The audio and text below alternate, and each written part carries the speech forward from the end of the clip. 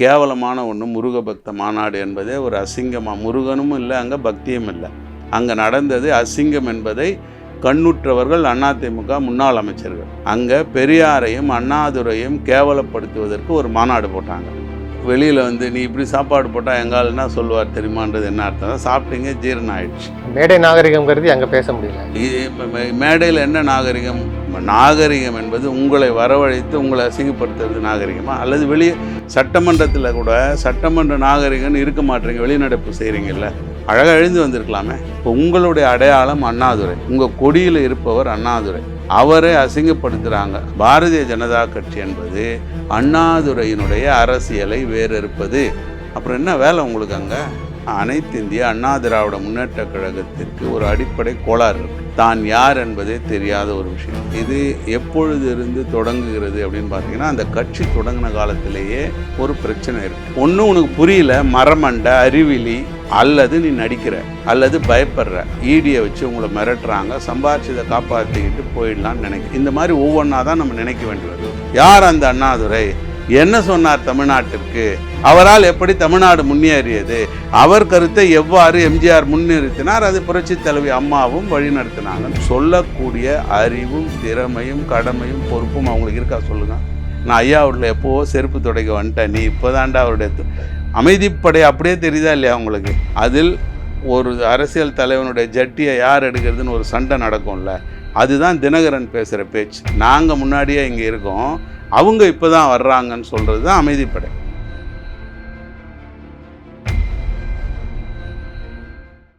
Liberty Tamil நேயர்களுக்கு வணக்கம். இன்றைய நேர்காணலில் நாம் சந்திக்க இருப்பவர் வழக்கறிஞர் இளங்கோவன் அவர்கள். வணக்கம் சார். வணக்கம். பாஜக இந்து முன்னணி சார்பில் அந்த முருக பக்தர்கள் மாநாடு நடைபெற்றது. அதில் அதிமுக அமைச்சர்கள்லாம் கலந்துக்கிட்டாங்க. அதில் அந்த பெரியார் அண்ணா குறித்தான விமர்சனங்கள் ஒரு கடும் அதிர்வலையை ஏற்படுத்திச்சு. அதில் அதிமுக நாங்கள் அதில் அரசியல் பேச மாட்டாங்கன்னு நினச்சோம், ஆனால் அவங்க பேசிட்டாங்க, அது வருத்தமாக இருக்குன்னு சொல்லியிருந்தாங்க. இன்றைக்கு ஆர்வி உதயகுமார் அவர் சொல்கிறாரு, 2023 அண்ணாவை விமர்சித்ததுக்கு எடப்பாடி என்ன பண்ணார்னு உங்களுக்கு தெரியும், அதனால் ரொம்ப கவனமாக இருங்க அப்படின்னு சொல்லி ஒரு எச்சரிக்கை துணியில் பாஜகவுக்கு ஒரு எச்சரிக்கை கொடுக்குறாரு. அது எப்படி பார்க்குறீங்க?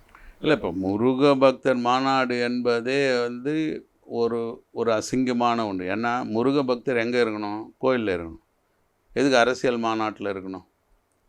இப்போது இல்லை இப்படி எடுத்துப்பான், முருக பக்தருக்கும் ராம பக்தருக்கும் அரசியலில் மாறுபாடு இருக்குதுன்னு வச்சுக்கோங்க. ஆன்மீக மாநாடு தானே அரசியல். இல்லை அது என்ன முருக பக்தர் மாநாடு? இந்த பக்கம் ராம பக்தர் மாநாடு நடத்தினேன்னா நீ ராவணன் அடித்த ராமன் அப்படின்னு சண்டை போடலாமா? அரசியலை அப்படி கொண்டு போயிடலாமான்னு கேட்குறேன் நான். அரசியலை ராம பக்தனுக்கும் முருக பக்தனுக்கும் சண்டை வர்ற மாதிரி என்னால் சொல்ல முடியும். ஏன்னா ராவணன் சிவபக்தன், சரிங்களா? இப்போ முருகனுடைய அப்பா சிவன், அவங்க பக்தனை கொலை செஞ்ச ராமனுக்கு இங்கே என்னடா வேலைன்ட்டு முருக பக்தன் போர்வையில் என்னால் ராமர் கோயில்களை அடிக்க முடியும். பரவாயில்லையா? இது அல்ல வேலை. இது கேவலமான ஒன்று. முருக பக்த மாநாடு என்பதே ஒரு அசிங்கமாக, முருகனும் இல்லை, அங்கே பக்தியும் இல்லை. அங்கே நடந்தது அசிங்கம் என்பதை கண்ணுற்றவர்கள் அதிமுக முன்னாள் அமைச்சர்கள். அங்கே பெரியாரையும் அண்ணாதுரையும் கேவலப்படுத்துவதற்கு ஒரு மாநாடு போட்டாங்க. அதற்கு முருக பக்தர்களை கூப்பிட்டு முருகனை நீங்கள் கும்பிட்றீங்க, தமிழ்நாடு என்றாலே முருகன், தமிழ் என்றாலே தமிழுக்கும் முருகனுக்கும் அடையாளம், தமிழுக்கும் இந்தியாவுக்கும் சம்மந்தமே இல்லை, முருகனுக்கும் ராமனுக்கும் சம்பந்தமே இல்லை அப்படின்னு சொல்லிட்டு வரக்கூடிய தமிழ்நாட்டு அடையாளத்தை கையில் எடுக்க பார்க்குறாங்க. அதற்கு அந்த அடையாளத்தை காரணமாக இருக்கிற இருவரை காலி பண்ணணுன்னு ஒரு அரசியல் மாநாடு நடத்துகிறாங்க. அந்த மாநாட்டில் அமர்ந்து கொண்டு அவங்க போட்டதையெல்லாம் சாப்பிட்டுட்டு வெளியில் நீ இப்படி சாப்பாடு போட்டால் எங்கால் என்ன சொல்லுவார் தெரியுமான்றது என்ன அர்த்தம்? சாப்பிட்டீங்க, ஜீரணம் ஆயிடுச்சு. மேடை நாகரிகம் கருதி அங்கே பேச முடியல. மேடையில் என்ன நாகரிகம்? நாகரிகம் என்பது உங்களை வரவழைத்து உங்களை அசிங்கப்படுத்துறது நாகரிகமா? அல்லது வெளியே சட்டமன்றத்தில் கூட சட்டமன்ற நாகரிகம்னு இருக்க மாட்டேறீங்க, வெளிநடப்பு செய்கிறீங்கல்ல, அழகாக எழுந்து வந்திருக்கலாமே, வேறு ஒன்றுமே செய்ய வேணாமே. இதில் என்ன சொல்ல வர்றேன் அப்படின்னா, அனைத்து இந்திய அண்ணா திராவிட முன்னேற்ற கழகத்திற்கு ஒரு அடிப்படை கோளாறு இருக்குது. அது என்னன்னா, தான் யார் என்பதே தெரியாத ஒரு விஷயம். இது எப்பொழுது இருந்து தொடங்குகிறது அப்படின்னு பார்த்தீங்கன்னா, அந்த கட்சி தொடங்கின காலத்திலேயே ஒரு பிரச்சனை இருக்குது. இப்போ திராவிட கழகத்திலிருந்து பெரியாரிடமிருந்து பிரிந்தது திராவிட முன்னேற்றம் போட்டது. அதாவது திராவிடர் கழகமாக இருந்தால் முன்னேற மாட்டீங்க, திராவிடத்தை முன்னேற்றுறதுக்கு ஒரு வேலை இருக்குது. அது என்னென்னா ஆட்சியில் உட்கார்றதுன்னு சொல்லி வந்தவங்க தான் திமுக. சரிங்களா? அங்கிருந்து பிரிகிறாரு எம்ஜிஆர். அப்போது அவருக்கு சில காரணிகள் அதுக்கு இருந்தது, மக்கள் ஆதரவு இருந்தது. ஆனால் அந்த கொள்கையை தெளிவாக்குவதற்கு அவருக்கு இந்த திராவிட இயக்கத்தின் சார்பாக யாருமே முன்னிக்கலை, அவருக்கு ஆதரவு தெரிவிக்கலை. அப்போ அவர் யாராவது கேட்டால் அவங்க கொள்கை என்னென்னா, அன்றைக்கி அண்ணாயிசம்னு சொன்னார். அதாவது அண்ணா என்ன கனவு கண்டாரோ, அண்ணா என்ன நினைத்தாரோ அதை செயல்படுத்துவது தான் அதிமுகவுடைய கொள்கைன்னு அவர் சொல்லிட்டார். அப்போ யாரை நீங்கள் முன்னிறுத்தணும், யாருடைய கருத்துக்களை கட்சிக்காரங்களுக்கு சொல்லித்தரணும்? அண்ணாதுரை தானே சொல்லித்தரணும். அந்த அண்ணாதுரையை கேவலப்படுத்தின பிறகு அப்புறம் உங்கள் கட்சி அவசியம் இல்லை தானே. கொடியில் வேறு அண்ணாதுரை இருக்கார். உங்களுக்கு உறுத்துமா உறுத்தாதா? ஒரு சாதாரணமாக ஆர்எஸ்எஸ் எப்படி கலவரத்தை தூண்டுறாங்க, அவங்களே கொண்டு வந்து ஒரு இறைச்சியை கோயில் உள்ள போட்டுட்டு பசு இறைச்சியை போட்டாங்க அப்படின்னு சொல்லி ஒரு கலவரம். அதுக்கு போட்டியாக பன்றி இறைச்சியை மசூதியில் போட்டாங்கன்னு ஒரு இதுதான் ஆர்எஸ்எஸ் உடைய கலவரத்தின் அடிப்படை. இப்போ உங்களுடைய அடையாளம் அண்ணாதுரை, உங்கள் கொடியில் இருப்பவர் அண்ணாதுரை, அவரை அசிங்கப்படுத்துகிறாங்க அப்படின்னு இல்லை, அவருடைய கொள்கையை தவறுன்னு சொல்கிறாங்க. அசிங்கம்லாம் அவங்க படுத்தலை, அவங்க என்ன நினைக்கிறாங்களோ அதை சொன்னாங்க. அப்போது உங்களுக்கு தெரிகிறது பாரதிய ஜனதா கட்சி என்பது அண்ணாதுரையினுடைய அரசியலை வேறறுப்பது. அப்புறம் என்ன வேலை உங்களுக்கு அங்கே? இது என்ன எச்சரிக்கை? அவன் சொல்லிட்டான், டே உங்கள் அண்ணாதுரையை காலி பண்ண போகிறேன்டா நான், அதுக்கு தாண்டா உங்களை கூப்பிட்டு வச்சு. இனிமேல் இப்படி பண்ணாதீங்க, 2023 பாஜக கூட்டணியை உடைச்சிருவோம். நீ உடைக்கிறதுலாம் இல்லை, நாங்கள் அழிச்சிட்டோம், அண்ணாதுரை அழிப்பது தான் எங்கள் வேலை என்று சொல்லிவிட்டேன். இந்த மரமண்டைக்கு அது இல்லையா? செருப்பு போட மாட்டேன்னு சொல்லக்கூடிய ஒரு ஜோக்கர்கிட்டலாம் அனைத்து இந்திய அண்ணா திராவிட முன்னேற்ற கழகம் போய் சேருது. அதாவது அரசியலே தெரியாத ஆட்கள் நேற்று சொல்லிட்டாங்க வெளிப்படையாக, ராமசாமி பெரியார் சொன்ன அரசியலையும் அதை ஏற்று செயல்படுத்திய அண்ணாதுரை அரசியலையும் வேறறுப்பதே எங்கள் வேலை, இது சொல்லிட்டாங்க அவங்க. இதுக்கு அப்புறமா என்ன எச்சரிக்கை? ஒன்றும் உனக்கு புரியல, மரமண்டை, அறிவிலி, அல்லது நீ நடிக்கிற, அல்லது பயப்படுற, அல்லது நீ கொள்ளையடித்த அவங்க உதவியோடு சென்ற 4 ஆண்டுகளில் உங்கள் ஆட்சி இருந்த காலத்தில் அதை கொண்டு ஈடியை வச்சு உங்களை மிரட்டுறாங்க, சம்பாதிச்சதை காப்பாற்றிக்கிட்டு போயிடலான்னு நினைக்க. இந்த மாதிரி ஒவ்வொன்றா தான் நம்ம நினைக்க வேண்டி வருது. ஏனென்றால் சரி, இப்போ நான் கேட்குறேன், அதிமுகவுக்கு உண்மையிலேயே அண்ணாதுரை மீது மரியாதை இருக்குது, அந்த கொடியில் அண்ணாதுரையை வச்சிருக்கிறதுக்கான ஒரு உணர்வு இருக்குன்னா, அண்ணாதுரையின் கொள்கைகள் என்ன நீ மாநாடு போட்டு சொல்லு, தைரியம் இருக்கா உனக்கு? வேறு ஒன்றுமே செய்ய வேணாம், நீ பாஜக கூட்டணியை பற்றி பேச வேணாம், சேருவேன் சேர வேணான்னா. அண்ணாதுரை தமிழ்நாட்டிற்கு என்ன செய்தார்? ஏன் நாம் அண்ணாதுரையை கொடியில் வைத்திருக்கிறோம்? ஏன் திராவிட முன்னேற்ற கழகத்திலிருந்து அண்ணாதுரையை நாம் தனியாக எடுத்து கொண்டு வந்தோம்? கருணாநிதி அண்ணாதுரை அரசியலை முன்னெடுக்கவில்லை என்று தான் எம்ஜிஆர் கொண்டாந்தார். யார் அந்த அண்ணாதுரை? என்ன சொன்னார் தமிழ்நாட்டிற்கு? அவரால் எப்படி தமிழ்நாடு முன்னேறியது? அவர் கருத்தை எவ்வாறு எம்ஜிஆர் முன்னிறுத்தினார்? அது புரட்சி தலைவி அம்மாவும் வழிநடத்தினாங்கன்னு சொல்லக்கூடிய அறிவும் திறமையும் கடமையும் பொறுப்பும் அவங்களுக்கு இருக்கா சொல்லுங்கள்?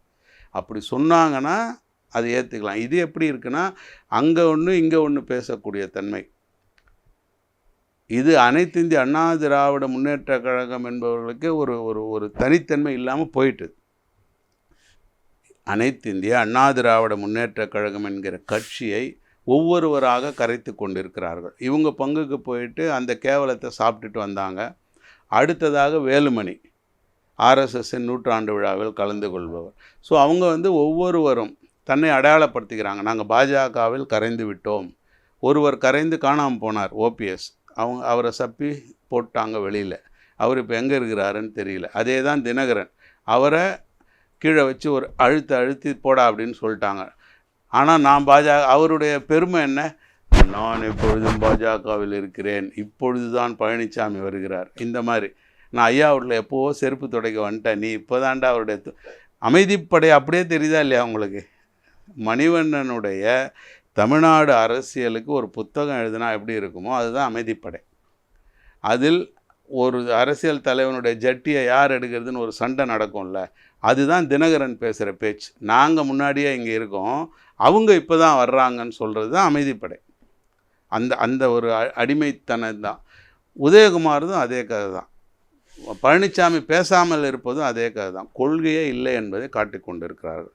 அண்ணாதுரை ஆர்எஸ்எஸ்ஸை முழுசாக எதிர்த்தவர். அந்த மாநாட்டுக்கு வேலுமணி போகிறார். அப்போ வேலுமணிக்கு உண்மையிலேயே யாராவது ஒருவர் இது நாள் வரை அண்ணாதுரையின் கொள்கைகள் அதிமுகவின் கொள்கைகள்னு இது வரைக்கும் ஒரு அரசியல் மாநாடு போட்டு பார்த்துருக்கீங்களா?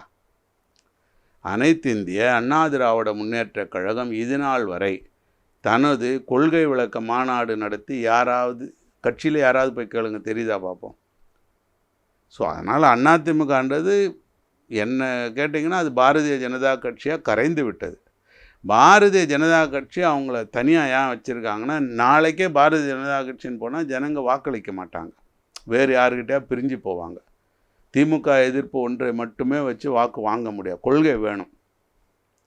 திமுக எதிர்ப்பை மட்டுமே பேசக்கூடிய அதிமுகவுக்கு இன்றைக்கி பல பேர் வந்துட்டாங்க. அதே இடத்துல அரசியல் அறிவோ திறமையோ ஒன்றுமே இல்லை, மக்கள்கிட்ட தொடர்பே இல்லை, சினிமா மூலம் இருக்கிற கவர்ச்சி பேசுகிற நேற்று வந்த விஜய் கூட கண்ணா பின்னான்னு திமுக எதிர்ப்பு பேசுகிறார். அதே தான் அதிமுக பேசுது, அதே தான் அண்ணாமலை பேசுகிறார், அதே தான் நாகேந்திரன் பேசுகிறாரு, எல்லாருமே அதை பேசுகிறாங்க. அப்போது திமுக எதிர்ப்பை மட்டுமே பேசுவதற்கு நீ எதுக்கு? அப்போ உனக்கு ஒரு தனி கொள்கை இருக்கணும். ஏன் நான் அதிமுகவில் இருக்கணும்? முன்ன எம்ஜிஆருக்காக இருந்தேன்னு சொல்லலாம், ஜெயலலிதாவுக்காக இருந்தேன்னு சொல்லலாம், இப்போ ஏன் இருக்கணும்? இப்போ வேலுமணி ஆர்எஸ்எஸில் போகிறதுக்கு நான் ஆர்எஸ்எஸில் ஏற்கனவே இருக்கிறேன்னா, அப்போ வேலுமணியை நான் அங்கே குடுமையை பிடிச்சியோ நான் சீனியர் உட்காரியா பின்னாடின்னு சொல்லுவேன்ல. இப்போ ஆர்எஸ்எஸ்ஸை தான் நீங்கள் முன்னாடி எடுக்கிறீங்கன்னா அதிமுகவுக்கு அங்கே வேலையே இல்லையே. குருமூர்த்தி தானே முதல் நபராக இருப்பார், குருமூர்த்தி தானே எல்லாத்தையும் டிசைட் பண்ணுவார். ஸோ அரசியல் தெரிந்தவர்களுக்கு தெரியும், அனைத்து இந்திய அண்ணா திராவிட முன்னேற்றக் கழகங்கிற கட்சி கரைந்து விட்டது. அது கரையாமல் காப்பாற்றுற மாதிரி சொல்கிறவங்க இன்றைக்கி தேதிக்கு பாஜக தான். அப்படி அனைத்து இந்திய அண்ணா திராவிட முன்னேற்றக் கழகம்னு ஒரு தமிழ் நாட்டு கட்சியாக, தமிழ் அரசியல் கட்சியாக, எம்ஜிஆர் ஜெயலலிதா நிலைநாட்டிய மாநில சுயாட்சி கட்சியாக இருக்கிறவங்க அப்படின்னா அவங்க கட்சிக்குள்ளே அரசியல் பேசணும், ஒரு தீர்மானம் கொண்டு வரணும், இதை கண்டிக்கணும், அண்ணாதுரைக்காக அரசியலை முன்னெடுக்கணும். அப்படி செய்யாத பட்சத்தில் உதயகுமார் பேசுவதெல்லாம் வைத்துக்கொண்டு பாஜக எதிர்ப்புன்னு நீங்கள் எடுத்துக்கவே முடியாது. நன்றி சார். நிறைய நல்ல பயனுள்ள தகவல்களை நேயர்களுக்கு சொல்லியிருக்கீங்க. உங்களுடைய நேரத்துக்கு மிக்க நன்றி.